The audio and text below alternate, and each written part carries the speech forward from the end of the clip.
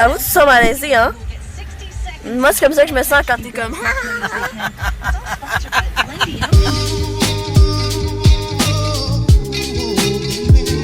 Je suis avec ma grenouille. On est lundi. On s'en va magasiner. Parce que ma grenouille grandit et elle fait plus dans ses shorts.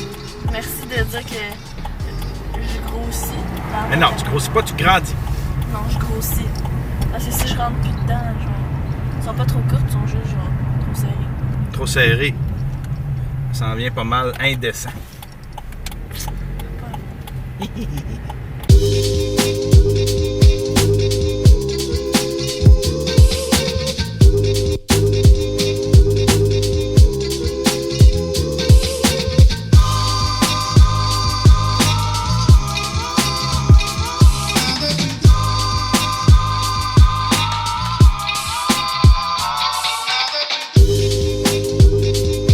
Bon ben, on a fini de magasiner.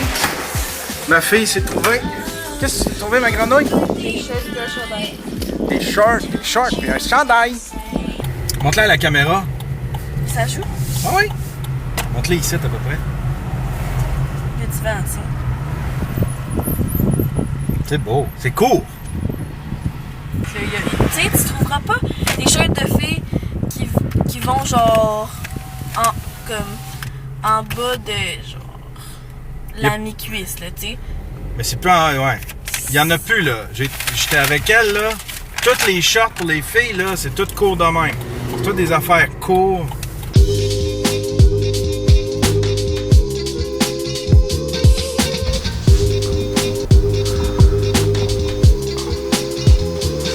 Oh yeah! Fuck. Cette semaine à la suggestion Netflix, un documentaire. Ça s'appelle Nobody Speak, The Trial of the Free Press. Ça commence avec une histoire qui est assez simple, c'est-à-dire le procès entre Hulk Hogan et le journal web Gawker. Gawker, c'est un journal web qui traite beaucoup de pop culture et de tout ce qui est Silicon Valley, les grosses startups, les gros médias de masse. Vraiment, c'est une espèce de TMZ version Silicon Valley. L'histoire est assez simple. Gawker a décidé de mettre en ligne un sextape de Hulk Hogan prétextant la liberté de presse. Jusque-là, c'est assez déchirant. On pense qu'on a affaire à un documentaire qui va essayer de faire la part des choses entre le droit à la vie privée et la liberté de presse. Mais à un moment donné, le documentaire prend toute sa puissance quand on s'aperçoit que ce procès-là est beaucoup plus compliqué. Il y a eu des influences de l'extérieur. C'est vraiment une petite conspiration qu'il y a eu autour de tout ça. C'est un super bon documentaire. C'est vraiment bien réalisé. C'est une grosse réflexion sur la liberté de presse indépendante versus la politique. Si c'est le genre de sujet que vous aimez, vous allez adorer Nobody Speak, The Trial of the Trial. Ça s'appelle Nobody Speak, The Trial of the Free Press. Ouh.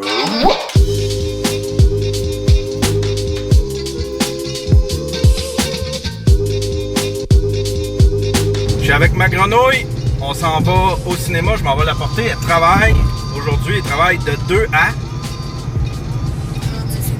genre 10 et demi. Mais des fois, ça finit à 1h du matin. Puis papa, faut qu'elle la chercher. Avec son argent, ma fille se paye un voyage où? Cuba. À Cuba. Elle s'en va à Cuba. Avec mon ami. Avec son ami. J'essaie d'instruire mes enfants à pas trop dépenser. Moi, j'ai été dépenseux. Puis j'ai été pauvre toute ma vie aussi parce que je dépensais pas, j'ai pas été très judicieux avec l'argent. J'essaie d'inculquer des valeurs un petit peu plus économes à mes enfants. Mais là, j'ai 15 ans, là, tu sais, je pourrais aussi ne pas avoir de job, là. Sauf que pour un voyage, je trouve que c'est à peu près la seule dépense qui en vaut la peine. Les voyages, ça forme la jeunesse.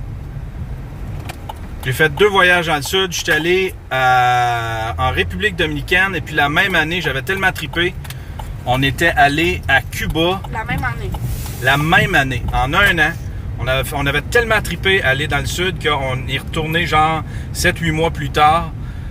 On n'avait vraiment pas les moyens. On s'est comme endetté pour faire ça, mais je le regrette pas pantoute.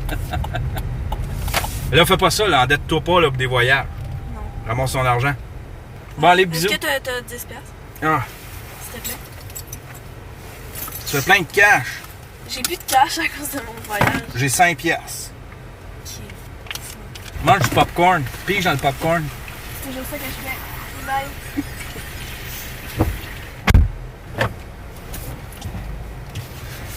Ça a été une très dure semaine, cette semaine, pour vlogger. Pour 2 raisons. Un, je manque énormément d'inspiration. Je sais pas ce qui se passe. Je manque d'inspiration autant pour les thèmes du vlog, les sujets. Je sais pas quoi tourner, je sais pas quoi faire, je sais pas quoi filmer. On dirait que ma vie est pas assez intéressante ces temps-ci. Je reste dans mon bureau, je travaille dans mon bureau, c'est pas super sexy. Autant aussi pour les dessins et les illustrations, je sais pas quoi dessiner, je sais pas quoi faire. Puis ça, je fais un lien de cause à effet direct entre mon bonheur et mon inspiration. On dirait que la tristesse, c'est vraiment puissant pour l'inspiration. D'ailleurs, tous les bons slows que vous entendez à la radio, ça a tout été composé par quelqu'un de triste. Puis là, ben, vu que mes enfants vont bien, on dirait que, je sais pas, c'est peut-être le bonheur. Je vais essayer d'aller faire des exercices pour stimuler mon inspiration un peu. Fait que c'est vraiment dur parce que je suis vraiment motivé, j'ai vraiment le goût de vlogger, j'ai vraiment le goût de dessiner, sauf que je sais pas quoi communiquer, je sais pas quoi illustrer, je sais pas quoi faire. J'ai comme un gros syndrome de la page blanche. Et puis ça, ben, ça fait plusieurs semaines. Puis là, ben, ça en va de pire en pire. Deuxième facteur, c'est le fait que ma situation a complètement changé. Je ne suis plus seul dans mon 3,5. J'habite dans un condo on est une famille reconstituée. Il y a moi, mes enfants, il y a ma blonde, ses enfants. Je tiens absolument à préserver l'anonymat des enfants des autres. Mes enfants, ça me dérange pas de les insérer dans le vlog. Je me sens en contrôle. On assume. La maman est d'accord avec ça. Les enfants sont d'accord avec ça. Je me sens en contrôle de ce que je fais. Je suis responsable de ce que je fais. Sauf que je veux pas mettre les enfants des autres dans mon vlog. Une image dans une foule ou un petit 3 secondes, ça me dérange pas. Mais vraiment en faire des sujets du vlog, ça c'est impératif. Je tiens absolument à préserver leur anonymat, puis leur intimité, leur vie privée. Fait que là, je suis pogné pour vlogger dans un environnement dans lequel il y a des situations où est-ce qu'il faut que je préserve l'anonymat, il faut que je respecte la vie privée de d'autres personnes. C'est vraiment difficile. Puis en plus, c'est gênant. C'est gênant d'être dans le condo. Puis là, ben, d'avoir du monde pas loin. Quand je suis seul, ça me dérange pas de vlogger. C'est super facile pour moi, je peux me reprendre 100 fois. Mais quand il y a du monde à côté, on dirait que c'est gênant. Je suis super gêné. Fait que ça résume les raisons pourquoi c'est difficile puis que c'est un vlog un peu étrange cette semaine. Je vais essayer de trouver une façon de faire. Je vais peut-être changer mon éthique de travail, vlogger quand je suis à l'extérieur, trouver des moments pour vlogger, exclusivement pour vlogger. Je pourrais peut-être plus faire ça à brûle pour point comme ça à tout moment. Il va falloir que je me trouve des moments bien précis pour vlogger. Mais en tout cas, cette semaine, ça donne un vlog qui est peut-être un peu vide, qui manque un petit peu de, je sais pas, un petit peu de saveur, je trouve.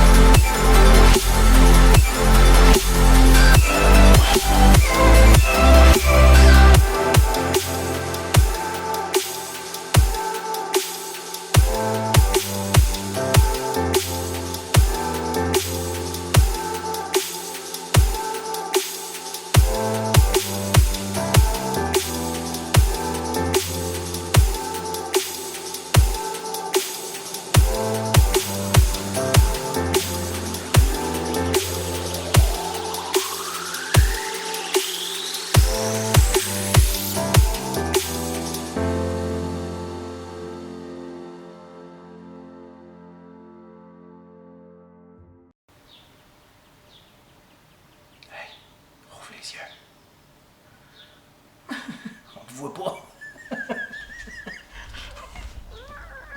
On te voit pas. On te voit pas.